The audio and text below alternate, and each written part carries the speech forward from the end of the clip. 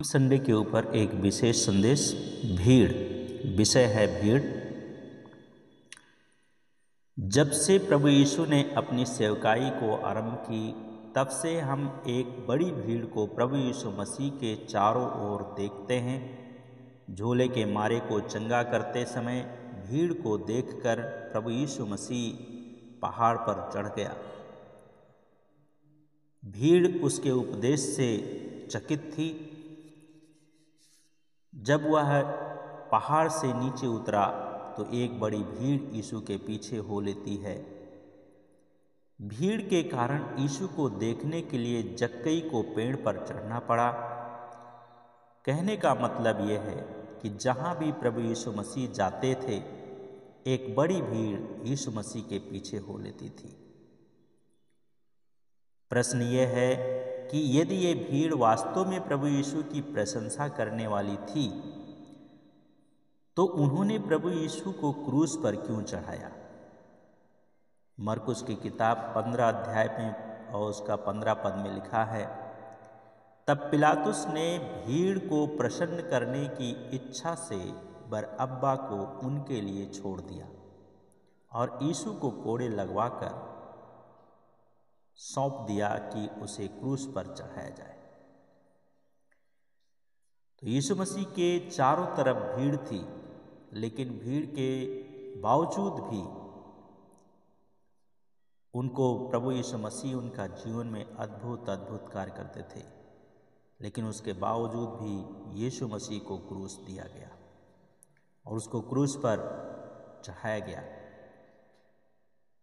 भीड़ से संबंधित कुछ बातों के ऊपर आज का दिन में हम विचार करेंगे।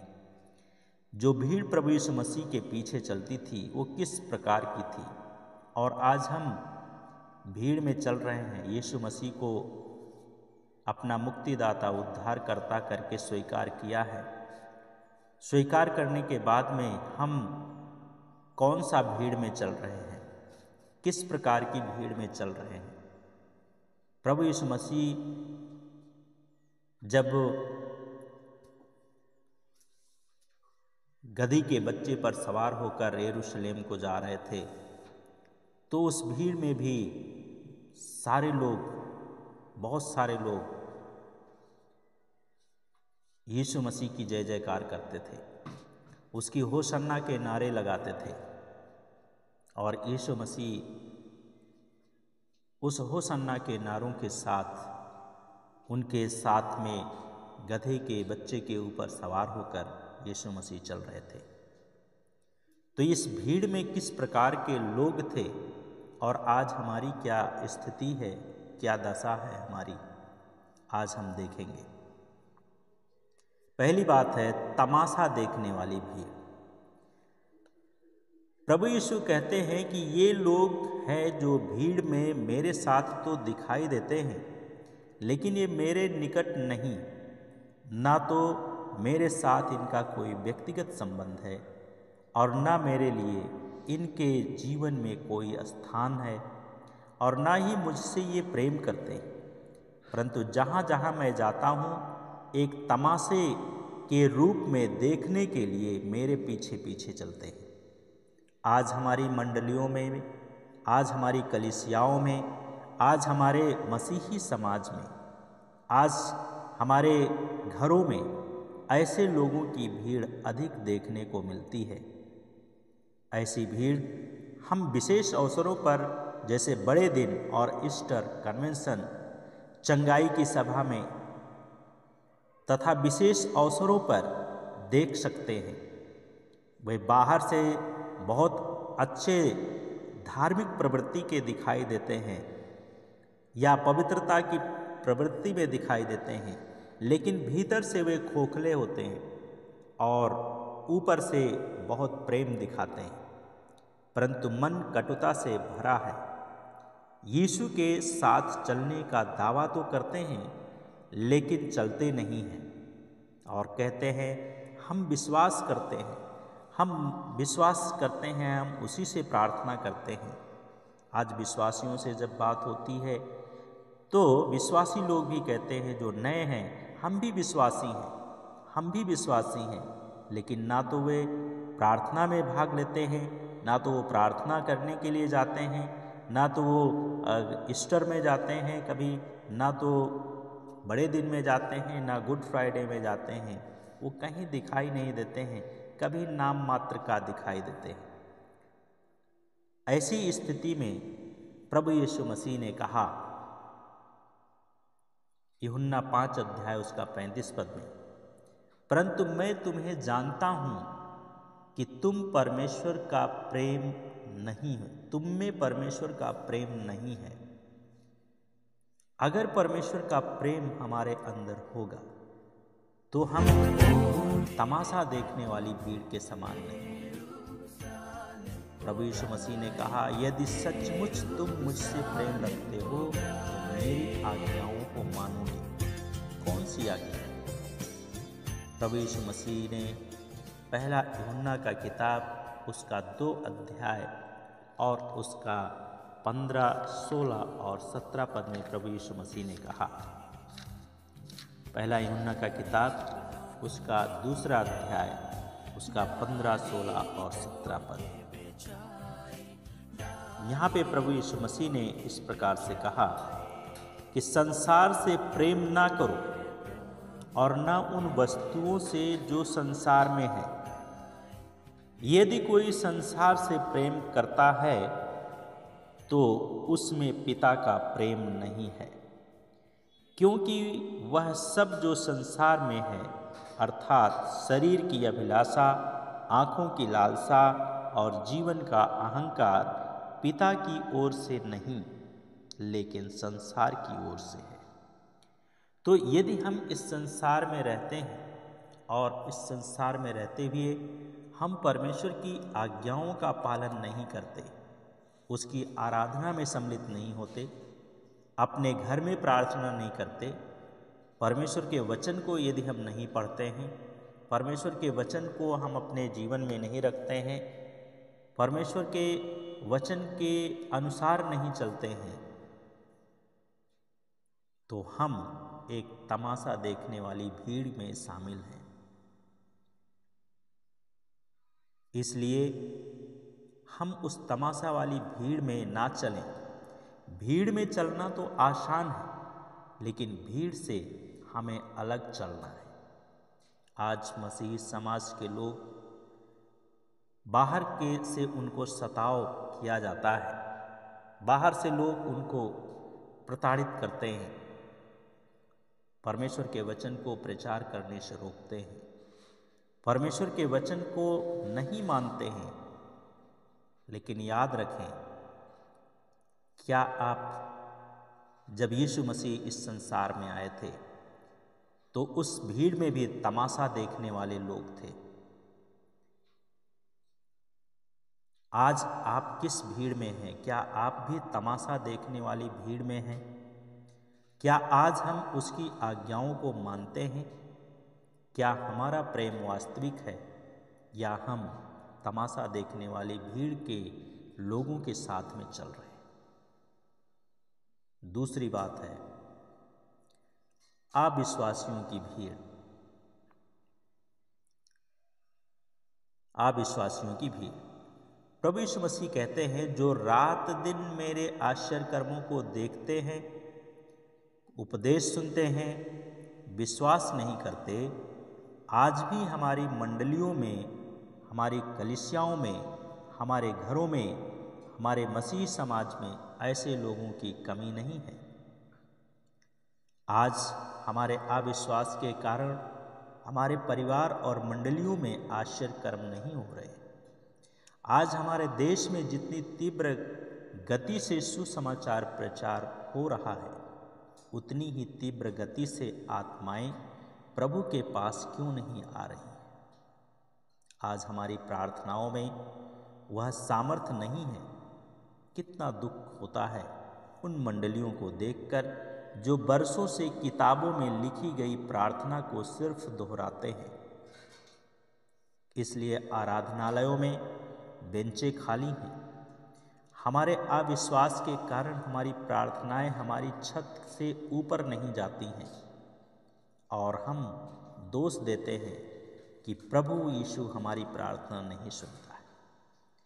प्रभु यीशु मसीह ने मत्ती की किताब उसका 17 अध्याय और उसका 14 से लेकर के 20 पद में इस प्रकार से कहा। मत्ती की किताब उसका 17 अध्याय और उसका 14 से 20 पद।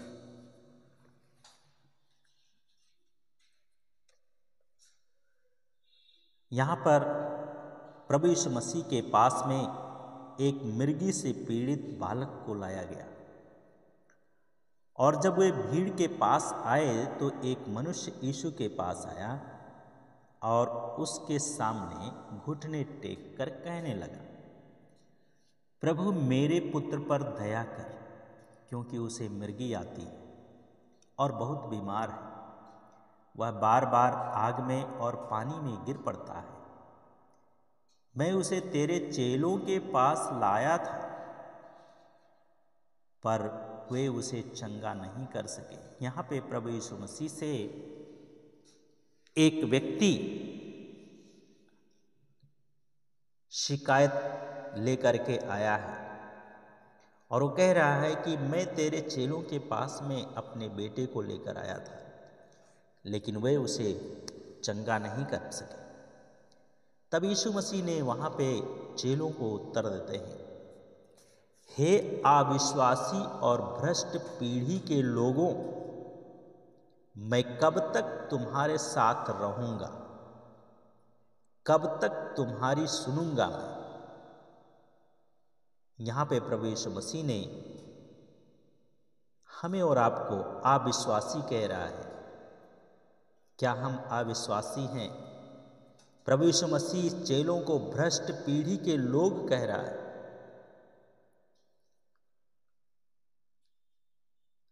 फिर प्रभु यीशु मसीह कह रहा है, मैं कब तक तुम्हारे साथ रहूंगा, मैं कब तक तुम्हारी सहूंगा।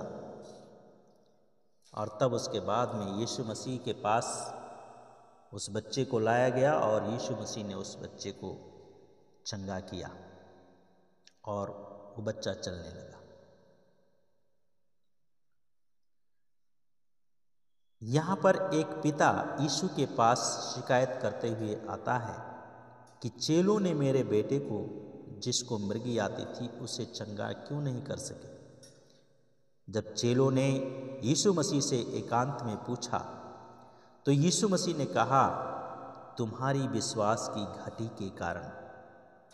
यीशु ने कहा, यदि तुम्हारा विश्वास राई के दाने के बराबर हो तो आज हमारे पास विश्वास का क्या हाल है।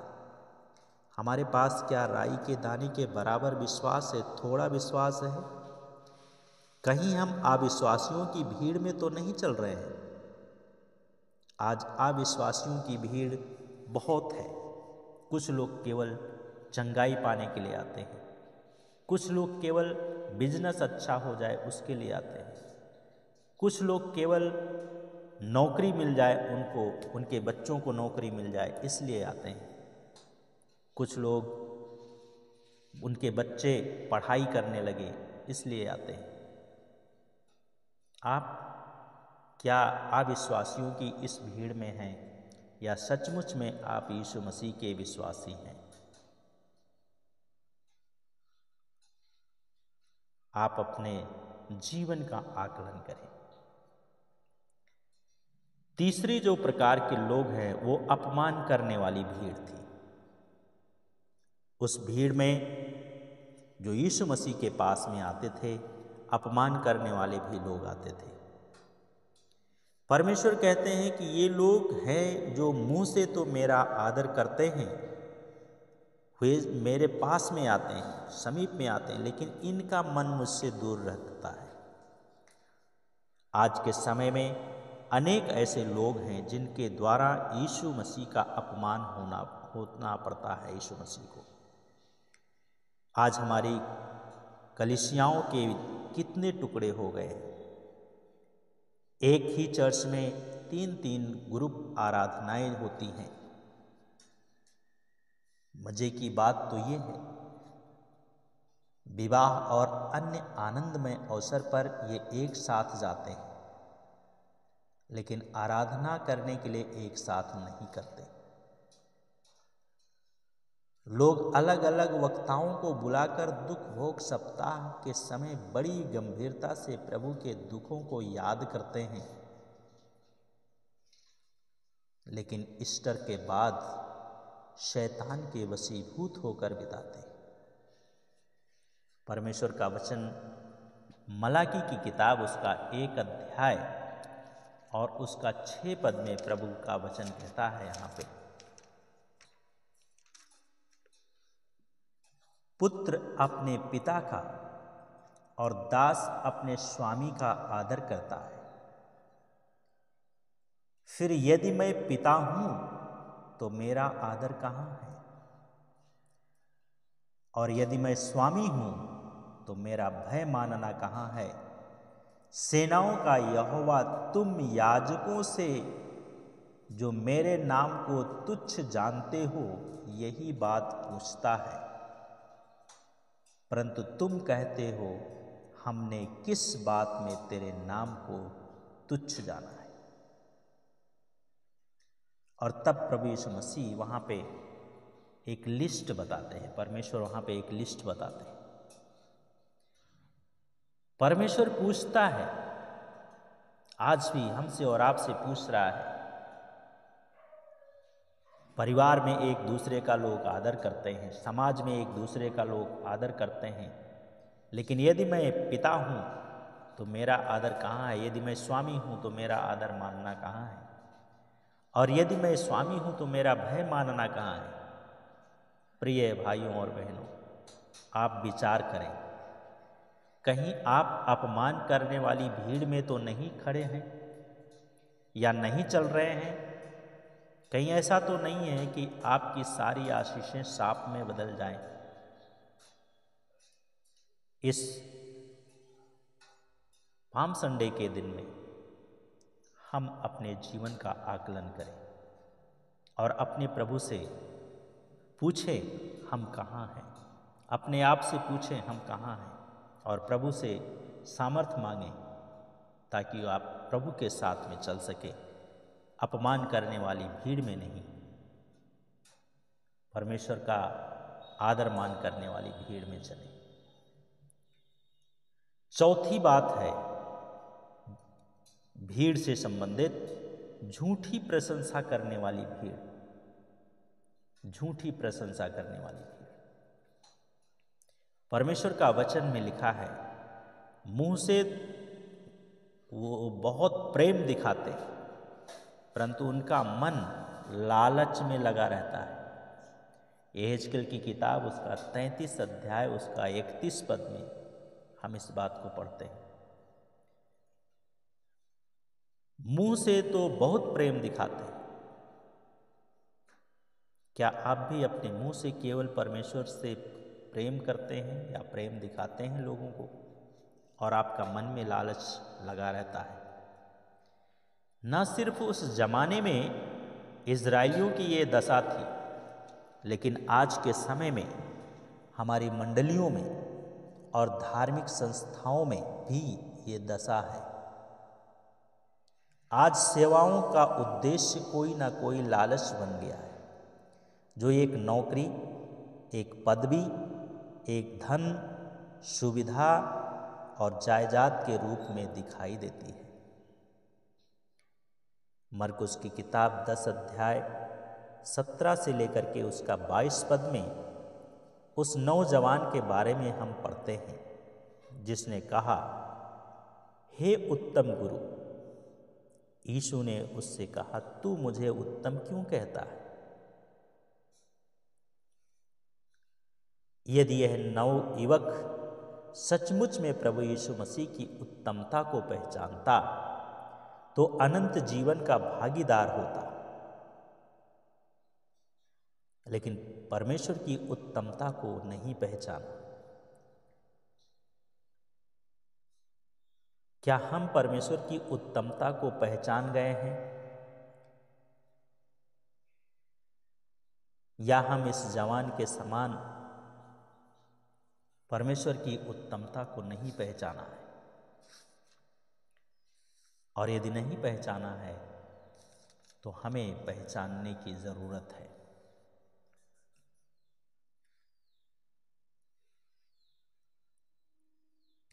और उसके साथ साथ में वो कहता है कि मैं अनंत जीवन का अधिकारी होने के लिए क्या करूं?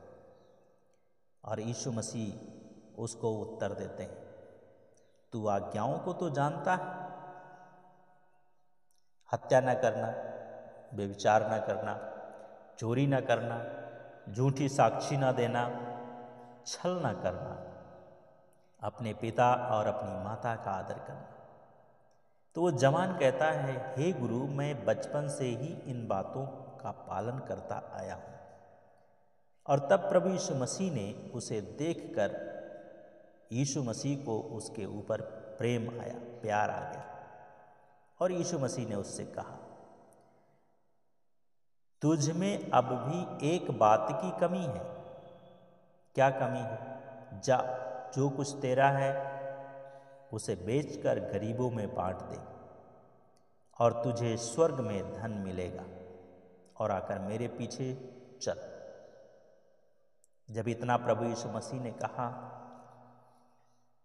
तो वो वचन सुनकर उसका मुंह म्लान हो गया, उदास हो गया, और वह दुखी होकर यीशु मसीह के पास से चला गया, क्योंकि वो बहुत धनी था।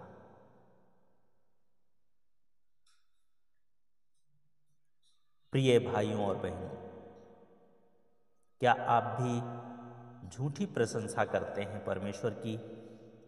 क्या अपने धन के द्वारा आप परमेश्वर की महिमा करते हैं, या आपका धन केवल आपके लिए ही है? आप अपने धन से केवल प्रेम करते हैं, अपनी केवल ज़रूरतों को पूरा करते हैं। परमेश्वर ने आपको सब कुछ दिया है। क्या आप अपने धन के द्वारा परमेश्वर की महिमा करते हैं? प्रभु यीशु मसीह ने कहा, मत्ती की किताब उसका 6 अध्याय और उसका 1 पद में प्रभु यीशु मसीह ने कहा, क्या कहा? सावधान सावधान, तुम अपनी धार्मिकता के कार्य मनुष्यों को दिखाने के लिए ना करो। यदि हम परमेश्वर की झूठी प्रशंसा करते हैं तो हम अपने आप को धोखा दे रहे हैं। और प्रभु यीशु मसीह कहते हैं, अपनी धार्मिकता के कार्य मनुष्यों को दिखाने के लिए ना करो, अन्यथा अपने स्वर्गीय पिता से कोई भी प्रतिफल प्राप्त ना करोगे। कोई भी प्रतिफल नहीं मिलेगा, कोई भी फल नहीं मिलेगा। इसलिए जैसे बाहर है वैसे अंदर होना चाहिए, और जैसे आप अंदर हैं वैसे आपको बाहर भी होना चाहिए। आपकी क्या स्थिति है?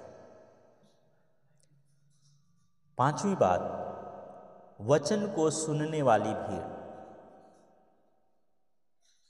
यीशु मसीह कहते हैं कि वह भीड़ है, ये वो भीड़ है जो मेरे वचन को सुनने वाली है। देखो, भीड़ में वह लड़का भी था जिसके पास 5 रोटी और 2 मछली भी थी, और यीशु ने इससे 5,000 लोगों को तृप्त किया।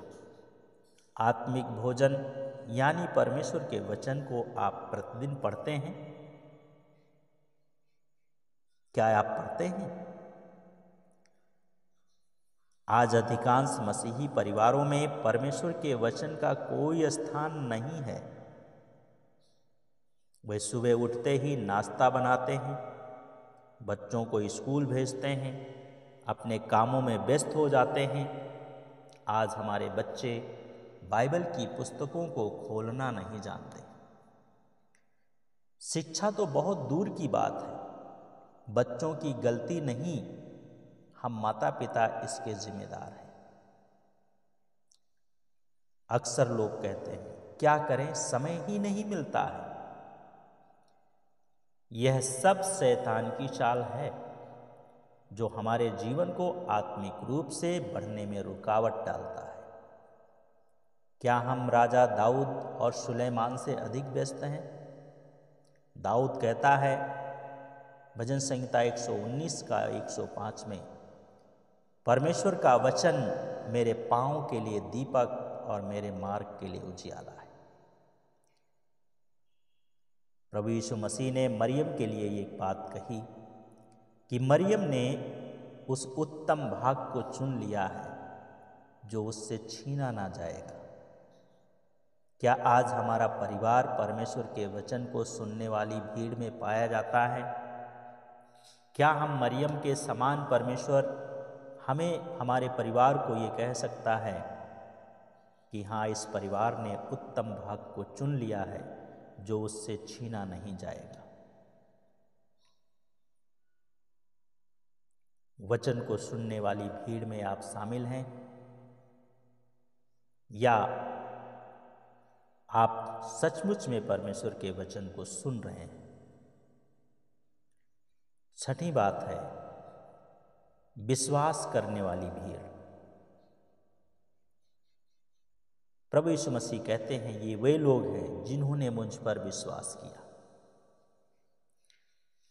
मत्ती की किताब उसका 8वें अध्याय में जब हम लोग पढ़ते हैं 1 से 4 पद में, तो वहाँ पर जिन्होंने यीशु पर विश्वास किया, यहाँ पर एक कोढ़ी व्यक्ति है और वो जब वह पर्वत से उतर रहा था तो एक विशाल जनसमूह उसके पीछे चल पड़ा और देखो एक कोढ़ी उसके पास में आया और दंडवत करके यीशु से कहने लगा, हे प्रभु, यदि तू चाहे तो मुझे शुद्ध कर सकता है। यीशु मसीह ने तुरंत हाथ बढ़ाकर उसे छुआ और कहा, मैं चाहता हूं कि तू शुद्ध हो जा। और वह कोढ़ से तुरंत शुद्ध हो गया। तब यीशु मसीह ने उस कोढ़ी व्यक्ति से कहा, देख, किसी से ना कहना, परंतु जाकर अपने आप को याजक को दिखा और मूसा के द्वारा निर्धारित भेंट को चढ़ा कि उन पर गवाही। ये व्यक्ति भीड़ में था लेकिन इसने विश्वास किया। क्या हम इस कोढ़ी व्यक्ति के समान यीशु के ऊपर विश्वास करते हैं? एक सूबेदार जिसका दास झोले का मारा था, इसी अध्याय में 5 से लेकर के उसका 13 पद तक, मत्ती 8 का 5 से 13 में हम पढ़ते हैं। और वो अपने दास को, वो भी भीड़ में चल रहा था लेकिन यीशु के ऊपर पूरा भरोसा था उसके पास, और उसने यीशु से आशीष को प्राप्त की और उसका दास भी चंगा हो गया। और उसके बाद में एक सरदार जिसकी बेटी मर चुकी थी, मत्ती 9 अध्याय में 11 से 26 पद में, जो याईर नाम का एक आराधनालय का सरदार था, उसकी बेटी 12 वर्ष की थी, वो मर चुकी थी, लेकिन उसने विश्वास किया। घर के लोगों ने उसको संदेश दिया कि तेरी बेटी मर चुकी है, लेकिन जब वो घर से चला था तो मरने पर थी, काफ़ी सीरियस थी इसका मतलब, और वो मर गई थी। लेकिन उसने यीशु की बातों पर विश्वास किया। यीशु ने कहा विश्वास रख, उसने विश्वास रखा। 2 अंधों को प्रभु यीशु मसीह ने दृष्टि की। जिन्होंने प्रभु यीशु पर विश्वास किया और चंगाई प्राप्त की, क्या आप भी यीशु मसीह पर पूर्ण रीति से विश्वास करते हैं, या फिर आपका विश्वास हनन्या और सफीरा के समान है जो परीक्षा में गिरकर नाश हो गए? आज कितने लोगों का जीवन में यीशु मसीह ने एक से बढ़कर एक काम किया है, लेकिन आज वे विश्वास से पीछे हैं। आपको विश्वास से पीछे नहीं होना है, विश्वास करने वाली भीड़ में शामिल होना है। अंतिम बात है व्यक्तिगत मिलने वाली भीड़। व्यक्तिगत रूप से मिलने वाली भीड़। भीड़ में चलते हैं हम। 7वीं और अंतिम बात में, भीड़ में एक स्त्री ने प्रभु यीशु के वस्त्र को छुआ। वो मिलने आई यीशु से। और उसने कहा, यदि मैं उसके वस्त्र को छू लूँगी तो मैं चंगी हो जाऊँगी। और जिससे उसे तुरंत चंगाई प्राप्त हुई जैसे उसने छुआ। एक बहुत बड़ी भीड़ में वो आई थी। उसको भी 12 साल से लहू बहने का रोग था और उसने चंगाई को प्राप्त की। जक्कई जो प्रभु यीशु मसीह से मिलना चाहते थे, लेकिन वो अपनी कद के कारण उसकी भेंट ना केवल प्रभु यीशु मसीह से व्यक्तिगत रूप से हुई और अपनी कद के कारण वो भीड़ में यीशु से नहीं मिल पाया, तो वो एक गूलर के पेड़ पर चढ़ गया और चढ़ करके यीशु मसीह जब वहाँ पहुँचते हैं तो उसको देख करके कहते हैं, जक्कई शीद नीचे आओ, आज मुझे तुम्हारे घर में आना है। और प्रभु यीशु मसीह से जक्कई व्यक्तिगत रूप से मिले। ये स्त्री भी व्यक्तिगत रूप से मिली। भीड़ में बालक ने अपनी 5 रोटी और 2 मछली दे दी, यीशु मसीह को सौंप दिया, जिससे 5000 लोगों के लिए आशीष का कारण बना। संसार की बड़ी भीड़ में प्रभु यीशु आज आपको देख रहा है। आप कहाँ खड़े हैं? स्वर्ग से कानों में एक आवाज़ सुनाई दे रही है, मधुर आवाज़, एक बड़ी भीड़ में तू कहाँ जा रहा है? वो राही यहीं लौट आ, वो राही यहीं लौट जा।